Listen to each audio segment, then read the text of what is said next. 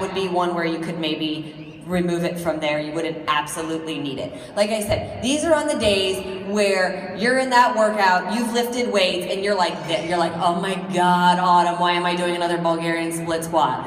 Okay? Where you wake up in the morning and you roll over and you're like, okay, I'm not gonna push play today. Okay, I'm gonna push play today. Okay, I'm not gonna push play. Like, that you should be feeling it. So you need to be pushing yourself in your workout in order to use that performance line. Because in using the performance line, you are adding an extra 350 calories into your day. That's okay, don't panic, don't run from it. It's there, it helps you, it helps improve your results. But like I said, you need to make sure that you're really pushing yourself. So if you felt like it was a day you didn't give it your all, that would be a day to take out the recover. Yes, and then I'll come to the one in the back in a second. How many brackets would you recommend someone go up if they were marathon training? They were using a 21-day fixed nutrition, but marathon training. How many brackets do I recommend you go up if you're marathon training and do which program? No, just the 21-day fixed nutrition, but just marathon training. So you're just doing a crap ton of cardio. Lots of cardio.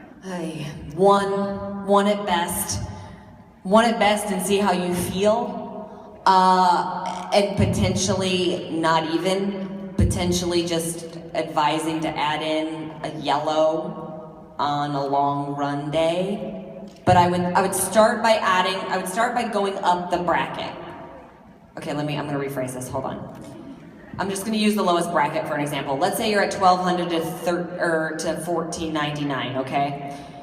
If you are at the bottom of that bracket at 1,200 calories, I'm gonna tell you to just add in an extra yellow and an extra red on your long days. Yes, surely you do. If you're sitting at the top of that calorie bracket, so if you're sitting at like 1,430, then I'm gonna tell you to jump up to the next one because you're teetering anyways. So then I would jump up to the next one, see how you feel, and make sure it's not weighing you down during your runs. One's a little bit tricky because, like I said, you're not lifting it all in there. It's straight cardio, and carbs is what you need to fuel those longer runs. So I would, depending on where you're sitting in the bracket, that's the way I would do that. Yeah. There was a hand in the back. Who did I point at that I was gonna? Yes. Yes.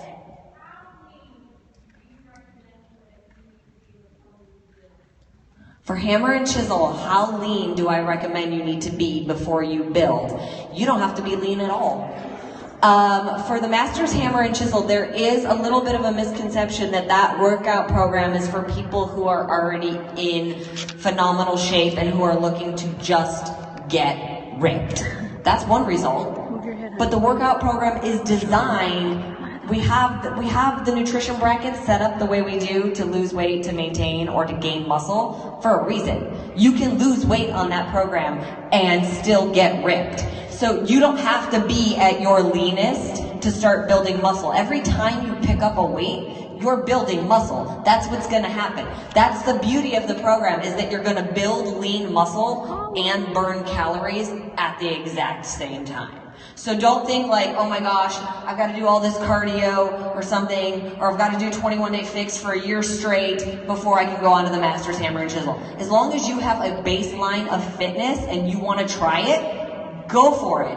You're gonna lose weight on it. It's a workout. It's a hard workout. You're gonna build lean muscle. You're gonna torch calories. So it's not about how much you weigh when you start it. The more important thing is whether or not you have a baseline of fitness. Somebody's gonna tell me when I need to stop talking, right? Okay, thanks.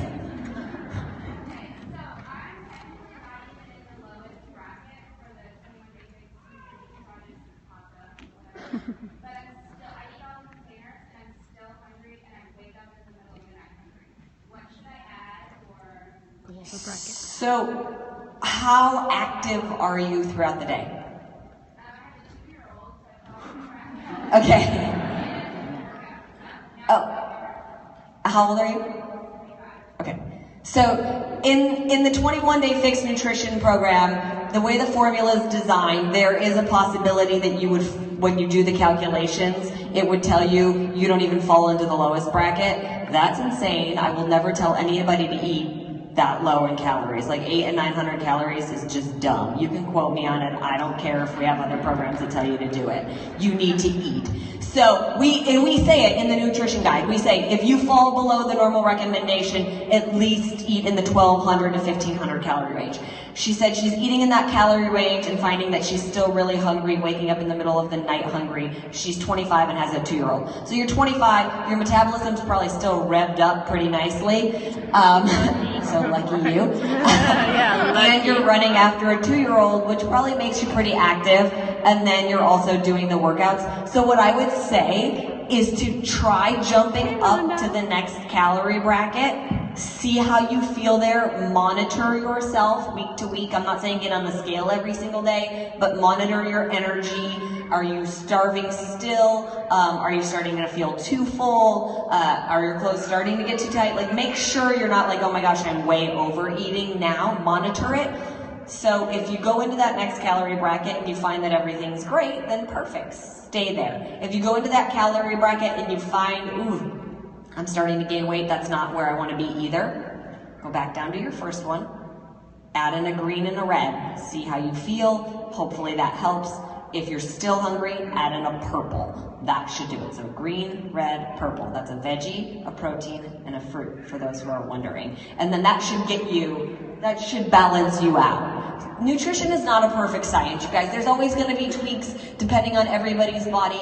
People assume I eat in the lowest calorie bracket. Everybody assumes I eat 1,200 calories a day. I don't. I eat 2,200 calories a day. I'm super active, and I like food. So sometimes, just based on what you do throughout a day and how much muscle you already have on your body, like I said, it's not going to be a perfect science. You are going to have to adjust it a little bit. So if you find that that's happening, you can play with it a little bit. There's wiggle room in there.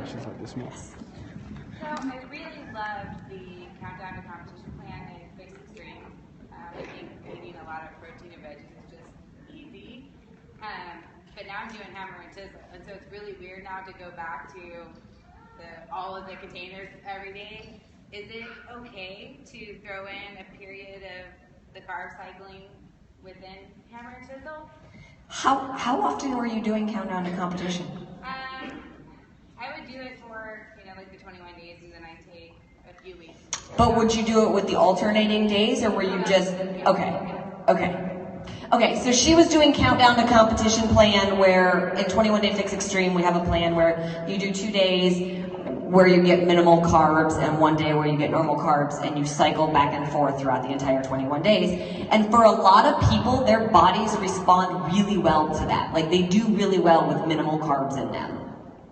Case in point. For other people, that program sucks and they hate me for it, and it's hard and it's difficult, and again, that's because our bodies are made up differently and some things work better for other people. However, with the Masters Hammer and Chisel, if it's your first time ever doing it, which it should be for everybody's unless you were in the coach test group, I advise you do the plan exactly as it is written for the first time. Here's why. How many people in here are already coaches? Boom. Okay, so most of the room. You're a coach. Somebody approaches you about the Masters Hammer and Chisel. You say, yeah, I've done it. These were my results. If you didn't do it at least one time all the way through exactly as the way Siggy and I have written it, you're a little skewed on what you're going to tell them and about what your results are going to be.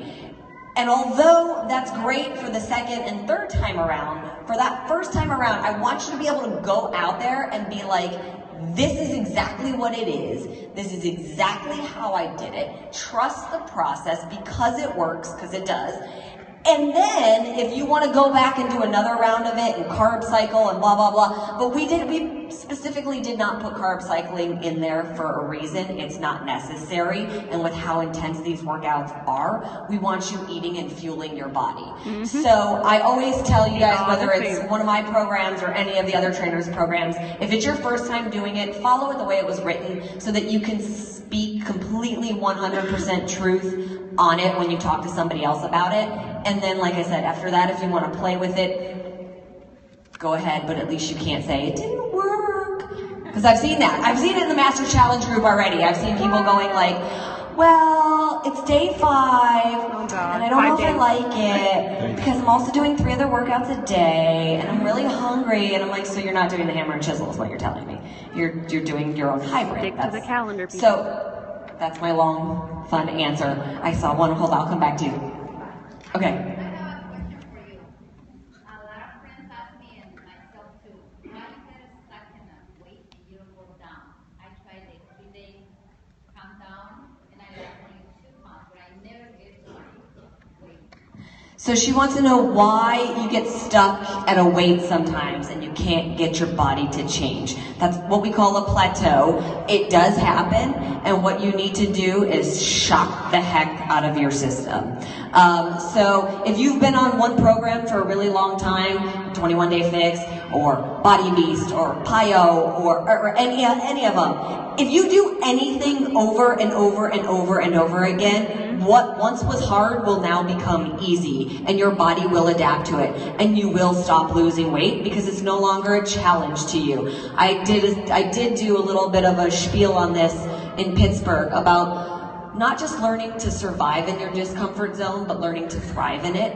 There's no progress that happens in your comfort zone. That's why it's your comfort zone. You're sitting comfortably there. Nothing's changing. So you need to push into that uncomfortable zone. So try a new program.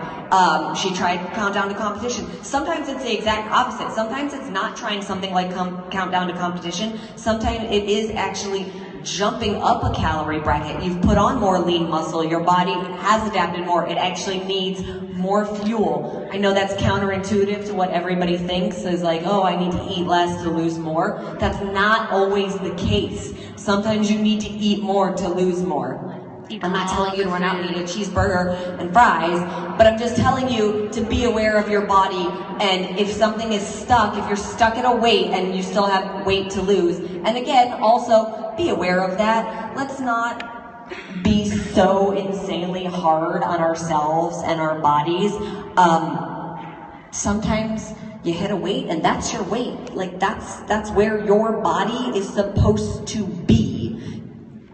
Don't assume you're supposed to look like the skinny skinnies on TV, because that might not be what your body is supposed to look like. So there's a lot of things that you could try, but I would say first and foremost, try a new program and maybe actually try adding in another green container, another red container, eat a little bit more and see if that helps. And I think Danielle has cut me off. So that being said, thank you guys again for having me. We are going to clear the room. We're going to have a kick butt workout, so hopefully you save some energy. Or you packed your Energize, because you're going to need it. So go change, and I'll see you guys back here in a few. Yep, we're gonna work out. You're welcome. Okay, so wait, I need your help. Stop. Everyone stop. Here's Just wait. Remember, breathe. Hold on a second. So 2 things. 1, we do have some Energize samples for you. That means samples. That does not mean load up your water bottle